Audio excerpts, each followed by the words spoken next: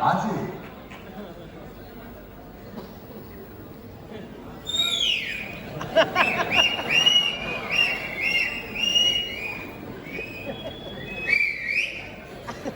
अरे भैया यहाँ मत बजा,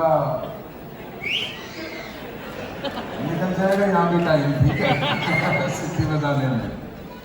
चलो, सबसे पहले तो आप लोगों का बहुत बहुत शुक्रिया इस मान सम्मान के लिए। और 2-4 मिनट मुझे भी मिला मौका। मैं कुछ देर पहले अंदर गया था तो बोला नसीब सर आपको बोलने का मौका ही नहीं मिलता। मैं बोला कि मुझे बोलने की जरूरत ही नहीं अभी, क्योंकि बोलने वाले हमारे टीम में भी काफी हो गए और बाकी गुरु जी बैठे हैं, तो मुझे बोलने की जरूरत नहीं है अभी।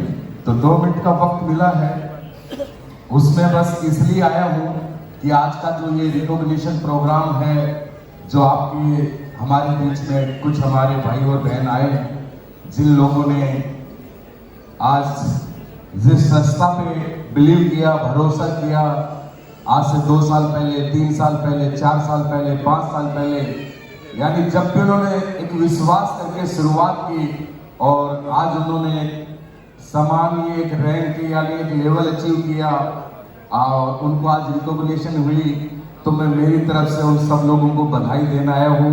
तो मेरी तरफ से आज की जो सबसे बड़ी रिकॉग्निशन इस प्रोग्राम में हुई, मैं उनको बहुत बहुत बधाई देना चाहूँगा। हमारे संदीप सर, आज बहुत बड़ी रिकॉग्निशन है, आज रॉयल डायमंड बने, उसके बाद ब्लू डायमंड हमारे मिस्टर नैनीचंद से, डायमंड मिस्टर राजेश से, और star sapphire, Ruby star, sapphire, Ruby star, topaz, और भी आगे एमरल्ड, प्लेटिनम, जितने भी लोग आएंगे, तो मेरी तरफ से उन तमाम अचीवर्स को ढेर सारी शुभकामनाएं। ऊपर वाले से दुआ करता हूं कि मालिक उनको ये अचीवमेंट बिल्कुल लगातार देता रहे और फास्ट देता रहे। और आप लोगों को भी बधाई देना चाहता हूं कि अभी तक आप लोग यहाँ पे बहुत देर से मैं देख रहा हूं कि जब से आप लोग आए हो 10-11 बजे से अभी तक वैसे के वैसे बैठे हैं आप लोग। तो एक बात तो ये समझ में आती है कि जिंदगी में कुछ न कुछ तो करना चाहते हैं हम लाइफ में। तो आज ये प्रोग्राम आप लोगों ने देखा, कैसा फील कर रहे हैं इस प्रोग्राम को देख के, एक बार पूछना चाहता हूं मैं आप लोगों से। आवाज नहीं आ रही, बार बार मैडम ने भी, अरे भैया मैडम भी शेखा वाटे की, उन्होंने भी जोर लगा दिया, आपके बीच में भाइयों ने भी जोर लगाया। और राजस्थान के लोग इतने ठंडे तो नहीं होते, हाँ ये क्या बात है, जोर से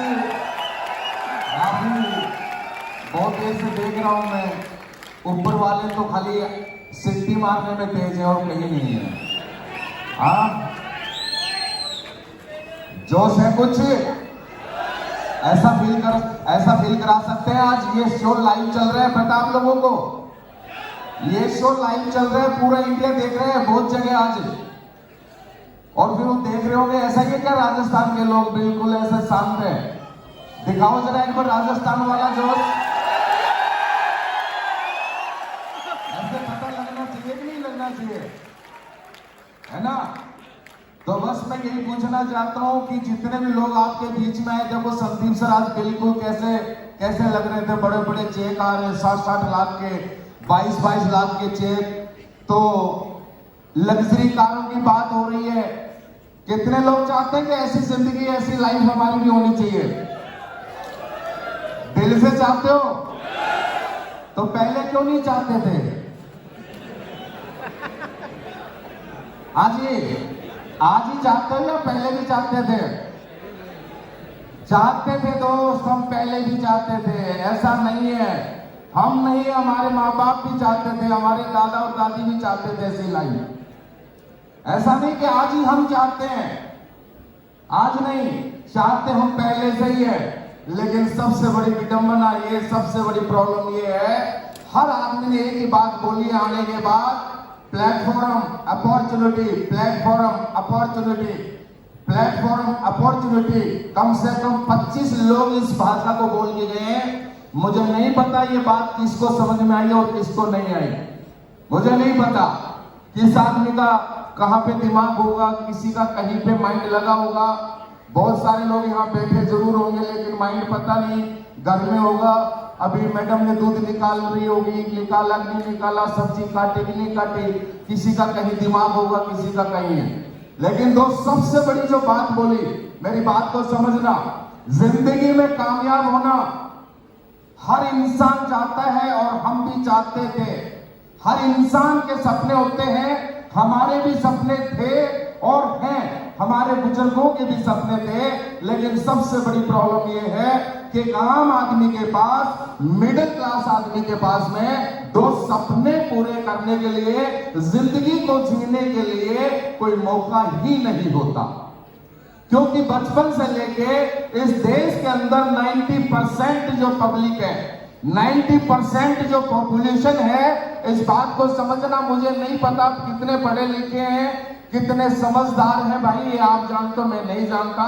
मैं तो 10 पढ़ा लिखा हूं, मैं आपको समझा नहीं रहा हूं, आपका भाई हूं। बस ये मेरा थोड़ा सा तजुर्बा मान लेना, कहीं कहीं मैंने ये ठोकरें खाई हैं। यानी देश के अंदर 90% लोग ऐसे हैं जो मिडिल क्लास हैं, और मिडिल क्लास लोगों के बीच में एक ही बात बचपन से सिखाई जाती है, बेटा पढ़ाई कर और नौकरी कर, तुम्हारी भी जिंदगी बन जाए और हमारा भी बुढ़ापा कट जाए। और नौकरी दोस्त सबको नहीं मिल पाती, कुछ लोगों को सरकारी नौकरियां मिल जाती हैं, लेकिन कुछ लोगों को गवर्नमेंट जॉब ना मिलने की वजह से किसी प्राइवेट सेक्टर में अपना टाइम पास करते हैं। दो सपने पूरा करने की तो बहुत दूर की बात है। क्यों? हम कमजोर नहीं है, इस बात को समझना, हम कमजोर नहीं है, हम मजबूत आदमी, हम मेहनती आदमी है, और बचपन से मेहनत करते आए आप और हम सब लोग। लेकिन हमारी प्रॉब्लम सबसे बड़ी ये है कि हमारे पास कोई मौका नहीं होता। दोस्त, मैं अगर अपने बारे में मैं बात करूं, नसीब खान नाम है मेरा, बेसिकली मैं हरियाणा से रहता हूं, हरियाणा से बिलोंग करता हूं, चरखी दादरी मेरा डिस्ट्रिक्ट है। बैकग्राउंड की बात करूं दोस्त तो ज्यादा कुछ नहीं, तकरीबन लोग मुझे जानते हैं और मैं झूठ भी नहीं बोलता हूं। मेरे गांव में मैं बोलता हूं, बिलीव करना या नहीं करना, क्योंकि भाई वो मैं हमेशा बोलता हूं कि मैं सीना फाड़ के नहीं दिखा सकता, सीना चीर के नहीं दिखा सकता। अरे जब एक इंसान जिसने खुदा को नहीं देखा, भगवान को नहीं देखा, तब उसमें इतना बड़ा बिलीव करते हैं। आज हम कितने लोग यहाँ पे बैठे हैं, अमेरिका कितने लोग गए आप में से, कनाडा कितने लोग गए, लेकिन दुनिया में है या नहीं है? भरोसा करते हैं ना, भगवान है, खुदा है।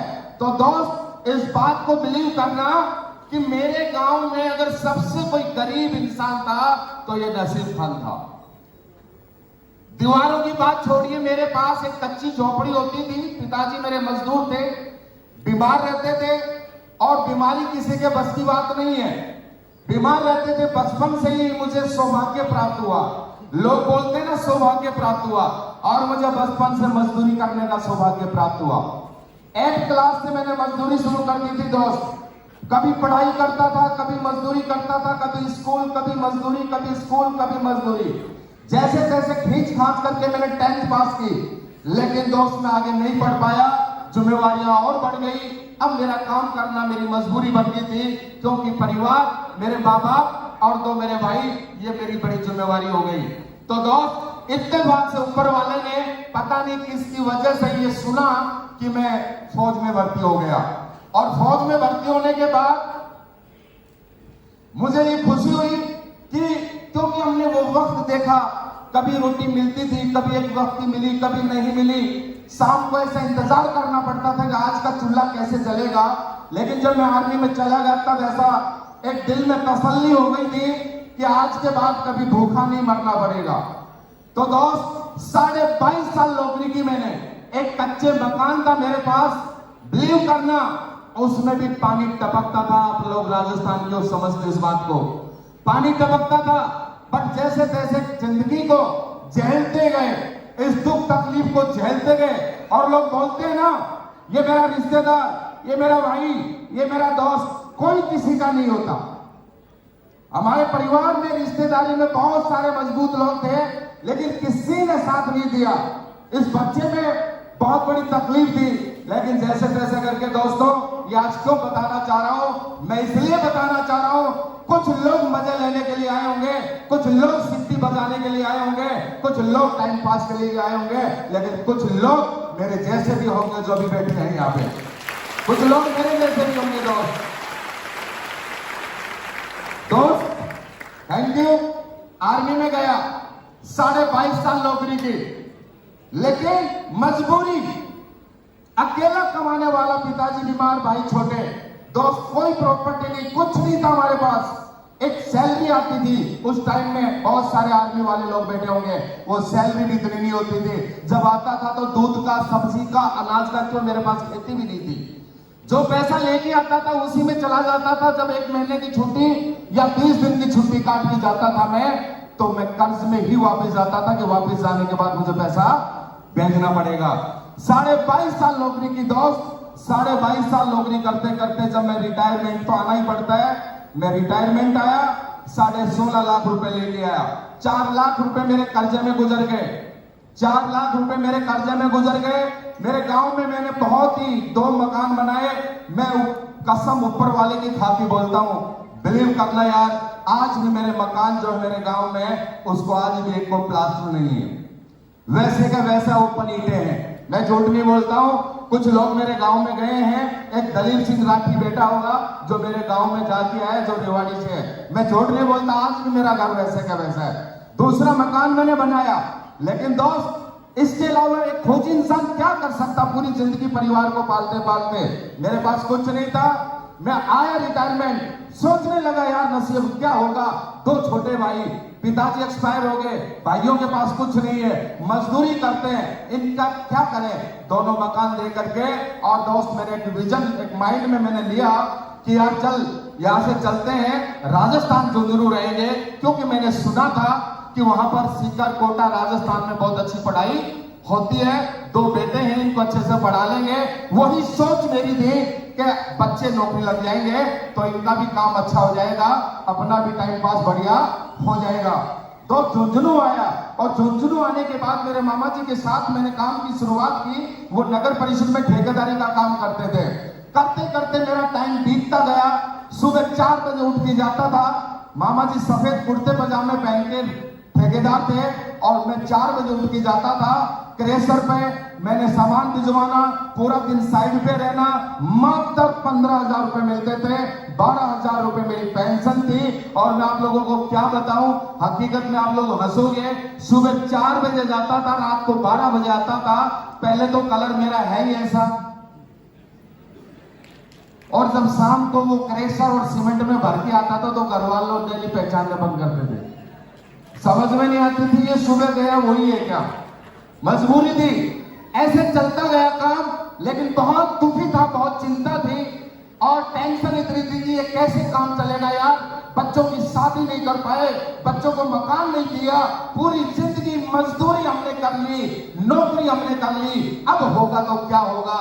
भाई एक दिन बोलते हैं ना, जिंदगी में कुछ नहीं हो सकता जब तक ऊपर वाला खुश नहीं होता।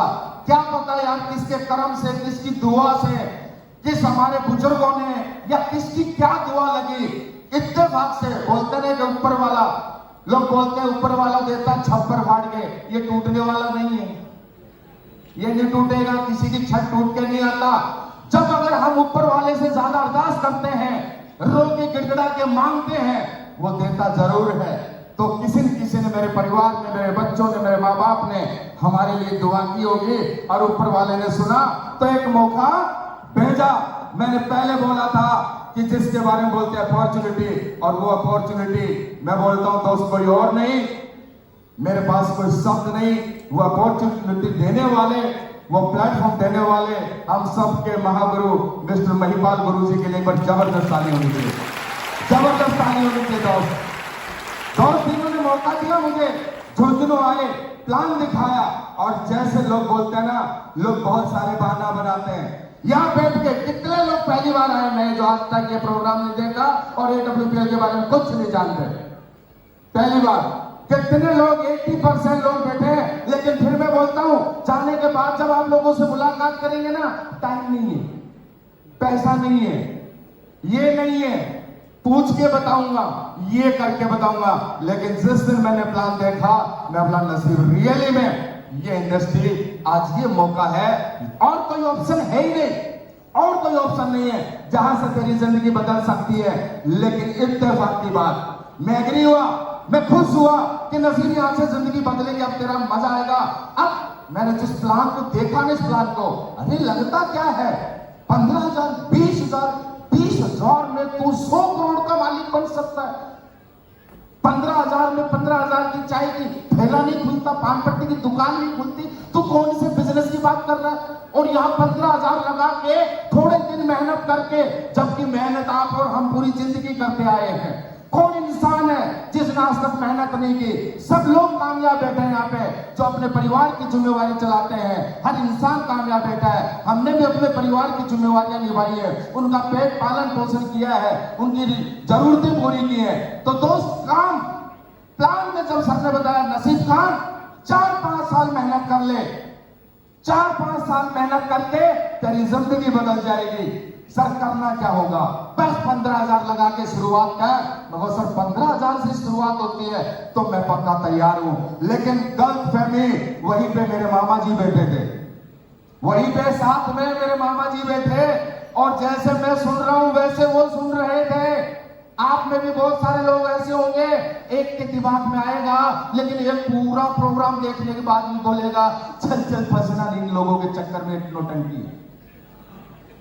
तो दोस्त, मेरे मामा जी मेरे पास बैठे, एक रूम के अंदर बैठे, और जब रूम के अंदर थोड़ा सा दरवाजा खुला तो वो प्लान देख के बाहर गए, और मेरा इतना एक्साइटमेंट, इतना मेरी जिंदगी में पहली बार खुशी हुई कि साला आज तो जिंदगी में किसी ने बताया कि करोड़पति कैसे बना जाता है।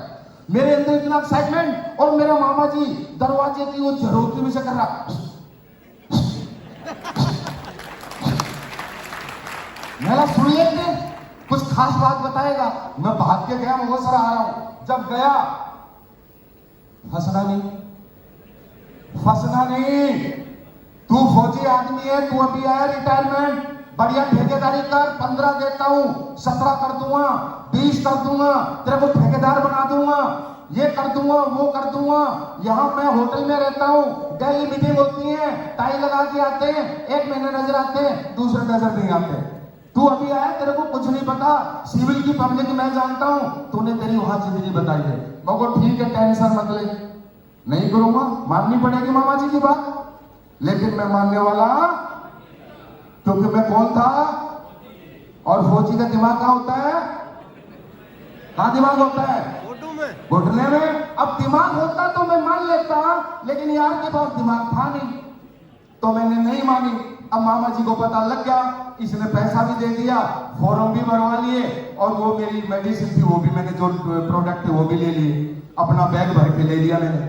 मामा जी को लगा अब तो ये कहेगा, अब उसने अपनी पूरी कोशिश, हर आदमी कोशिश करेगा, और शायद आपके साथ भी होगी, नहीं हुई तो होने वाली है, लोग कोशिश करेंगे पूरी।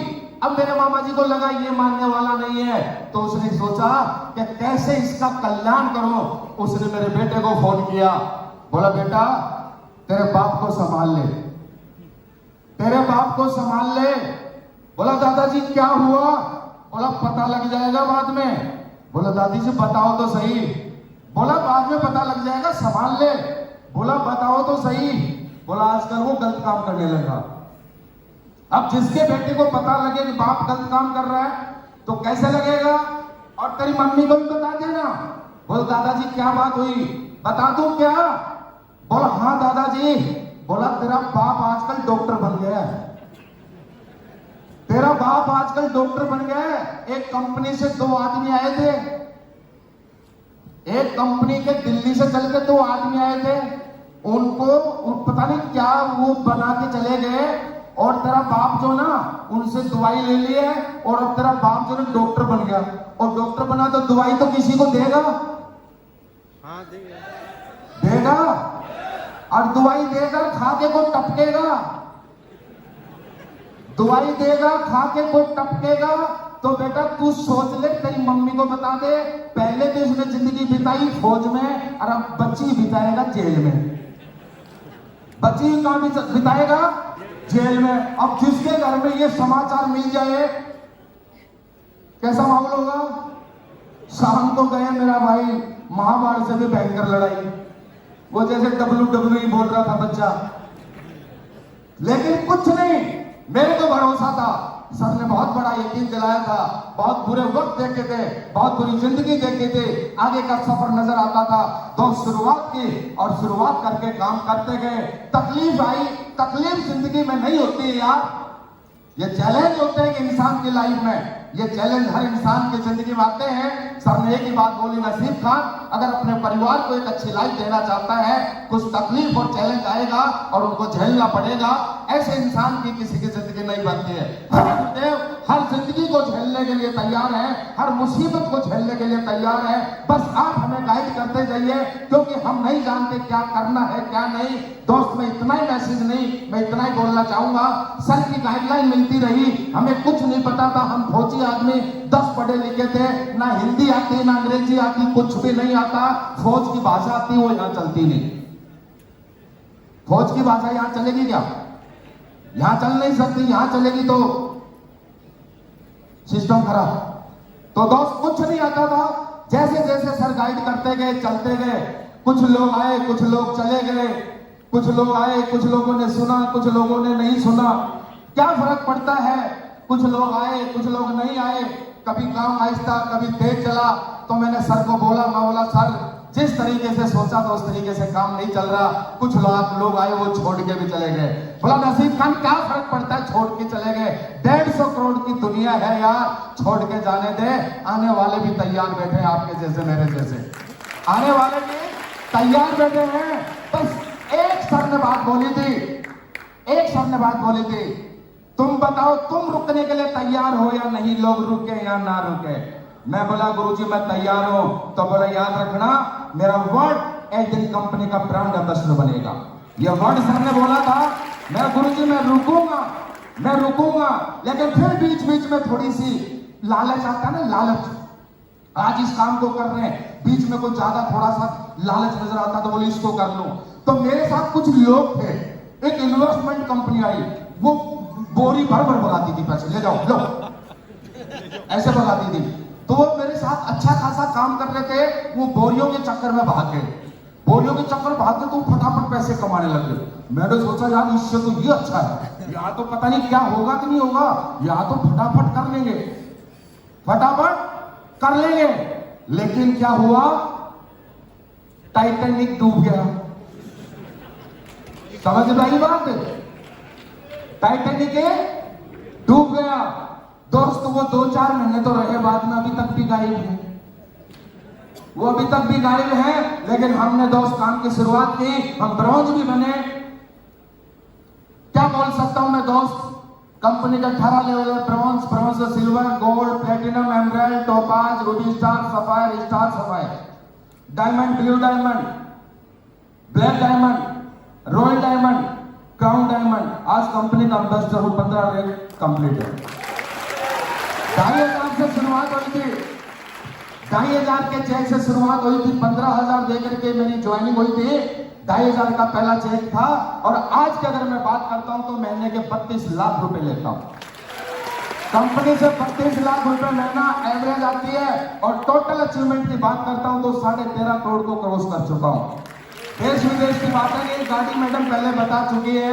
आज अगर लग्जरी कार आती है तो आपको पता है अपनी टीम में ही आती है। ये वादा करता हूं दोस्त, जितने भी लोग आए हो, अगर आपके पास अगर कोई मौका है तो भले ही कुछ भी कर लेना। और रियली अगर लगता है अपने परिवार और माँ बाप, अपने बच्चों को अगर अच्छी जिंदगी देना चाहते हो, इससे आसान, इससे सस्ता प्लेटफॉर्म और मौका नहीं मिलेगा। बस थोड़ा सोच के जाना। दुनिया में बहकाने वाले बहुत मिलेंगे, लेकिन आपकी जिंदगी, जब हम जैसे लोगों की जिंदगी सुधर सकती है, जब इन लोगों की जिंदगी सुधर सकती है, तो क्यों यार आप में हमारे में कोई ज्यादा फर्क है क्या?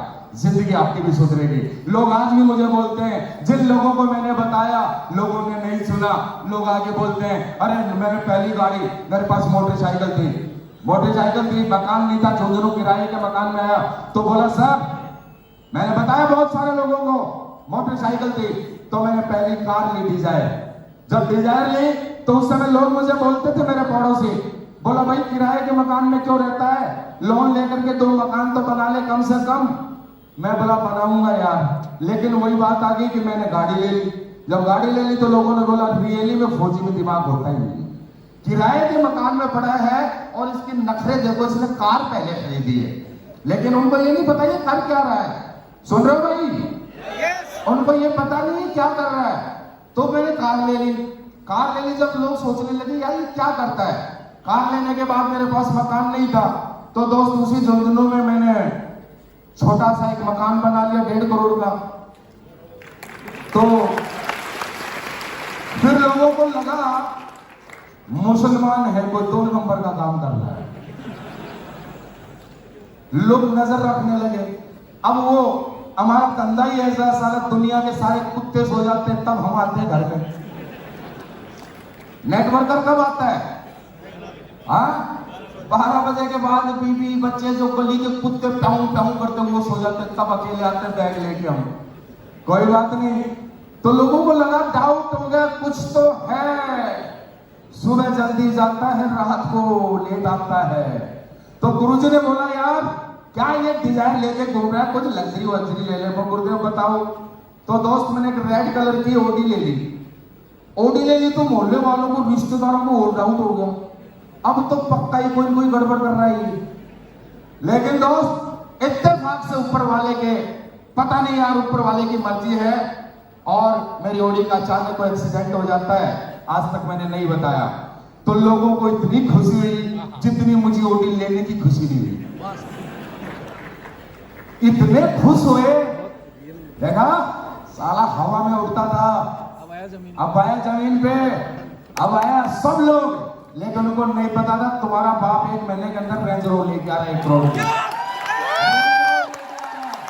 1 महीना नहीं लगा रेंज रोवर आए। फिर लोगों ने बात करनी बंद कर दी, हमारे चर्चाएं बंद कर दी। अब पूछते रेंज रोवर कितने की, मगर 15,000 की। क्यों मजाक कर रहा है? ओडी कितने की थी, वो भी 15 की। मकान कितने का बना, मको ये भी 15 में। बोले क्यों झूठ बोल रहा है? तो मेरे भाई मेरे पास था क्या, लगाए तो 15 ही थे। तो तैयार है आप लोग सारे? करने के लिए तैयार हो? करना चाहिए। तो दोस्त ये मैं नहीं बोल सकता, आज मेरे गुरु हैं। धन्यवाद उस शख्सियत को जिसने इसी इंडस्ट्री बनाई हम जैसे लोगों के लिए। धन्यवाद हो मेरे महागुरु को, आज जिनकी बदौलत ये मुझे मौका मिला। मेरे पूजनीय, मेरे आदर्श हैं। और दोस्त जितने भी लोग बाहर घूम रहे हैं, आज जाने नहीं देना, कान पकड़ के ले आना। अगर चले गए तो किसी गरीब के साथ बुरा हो जाएगा। जबरदस्ती खींच के बिठा देना। जिंदगी कैसे बदल सकते हैं आम आदमी के, उसके लिए क्या करना पड़ेगा, क्या नहीं करना पड़ेगा। मैं ज्यादा बोल गया, गुरुदेव माफी चाहूंगा। आप लोगों ने मुझे सुना, आपके लिए बहुत बहुत धन्यवाद। लेकिन अगर रियली में समझदार हो तो आज महागुरु मिस्टर महिपाल गुरु जी को सुन के जाना और फिर सोचना कि आज कहीं से आए हैं। तो मेरी तरफ से बहुत बहुत धन्यवाद। Thank you.